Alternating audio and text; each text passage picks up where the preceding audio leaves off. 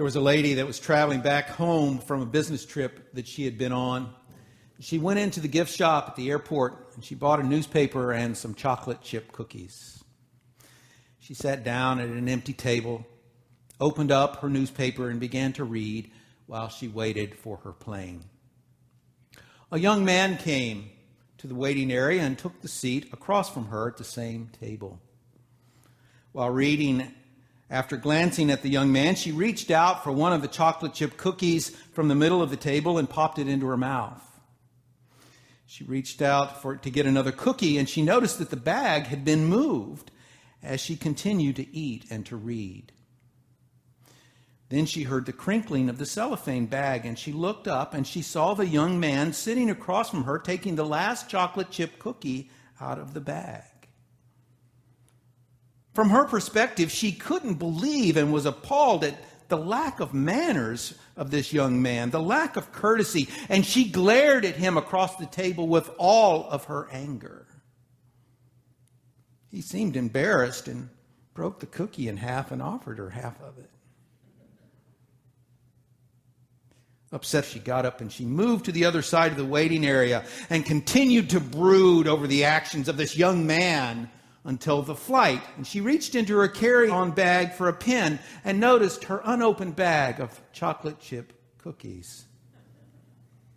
Tonight, I'd like for us to reflect on this gospel passage through the perspective of our quest for happiness. Because our perspective often determines our experience. This beautiful and poetic text from Luke's second chapter invites us to notice Mary and Joseph making their way in the world, squeezed by rising taxes, family demands, facing a variety of travel challenges. The text invites us to look at Mary from her perspective. For Mary, what had been her life before Jesus was now very different with Jesus. And it wasn't what anyone expected from their perspective.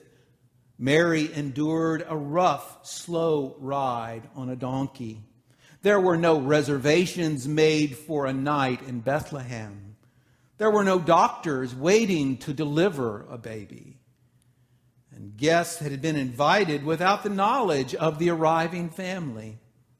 It would have been easier for Mary to fixate on the flaws and not on the future. In his book, The 5 Love Languages, Dr. Gary Chapman describes ways people communicate their love, a perspective of love toward one another. He lists speaking words of affirmation as important. Taking time off from our normal labors, even those of you that are retired, those normal jobs and expectations that people have of you and you have of the work. Taking time away from that and spending quality time with one another. Sharing the reminders of our love for each other through unmerited gifts. Giving of our time and talent and resources in acts of service to those who have less than us. And finally, giving the gift of touch. Holding our children, our grandchildren, hugging your family and friends. You may remember back, it's probably been a year now, I preached a sermon where I talked about it takes 30 seconds for a hug to actually give you a reset. So the hugs that Charlotte and I normally would have would be those quick hugs in the morning. Have a blessed day. Love you, sweetheart. Got to go to work. But 30 seconds is a long time, but it also allows you to reset your emotions to that person and really settle in to that person's love. So I'm going to give you 30 seconds here, starting now. Hug those loved ones. You've now been hugging that person for 7 seconds. Oh my goodness. Charlotte would say, is this a 30-second hug? And I'd say, yes, honey, 30 seconds. We're now 15 seconds in. 20 seconds. 25 seconds now. 27, 28, 29, 30 seconds. Isn't that a great reset of our emotions? This past Sunday, I was standing at the altar at the 9 o'clock service. Luke Pimlott was my acolyte. Luke has been one of the acolytes for the 37 months that I've been here. Of course, he was much smaller than he is now. And I typically do hug the acolytes, the children that are there beside me, serving at the altar. And so as I reached to hug Luke on Sunday, I just stayed hugging him. I knew I wasn't going to get a chance to hug him much more. And so I hugged him up until the time that we had to begin the time of Eucharist. Whether he felt that hug for 30 seconds or not, I don't know, but I felt it. The gift of Luke Pimlott in my life, the gift of the treasure of who he is as a human being, all that he has given to me and shown me these last 3 years. These simple acts represent the perspective of the language of love, how we express our love to one another. The Gospel of Luke tells us from Mary's perspective, she treasured all of these things and pondered them in her heart. Not a word we hear that much anymore. Pondered, a more literal translation of the Greek word for pondered is to cast together or to gather together, or to use a modern acronym, to get it together. Mary, the young peasant mother of Jesus the Christ, was beginning to get it all together as she reflected deeply on all that had happened to her. As Mary pondered on how her life had changed and on the true meaning of that change, Mary's perspective increased her capacity to embrace the love of God, literally. In our culture's quest for the happiness that is portrayed in every possible marketing way, Christmas has become the example of the eternal quest for perfection. What can we do to top what we did? And to complain that Christmas has become commercialized is now almost its own seasonal ritual that we hear each and every year.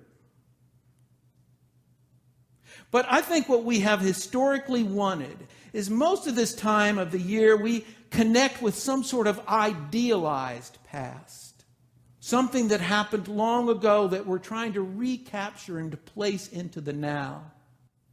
It would have been easier for Mary to fixate on the past or on the flaws and not to look toward the future. And somehow this quest becomes a gift that keeps on giving, and it begins to carry over into our perspective of all of life, where we become fixated on a past, an idealized past, and we miss the present and the future. We mistakenly think that we're the only ones who are going to struggle with tension-filled relationships. We think we're the only ones who have to make difficult decisions. We're the only ones who have fading health or depression or regret for what has happened or not happened in our lives. When our thoughts are constantly focusing on the flaws and the failures instead of the happiness and the hope of our blessings that we are receiving right now, we will miss the real gift of Christmas.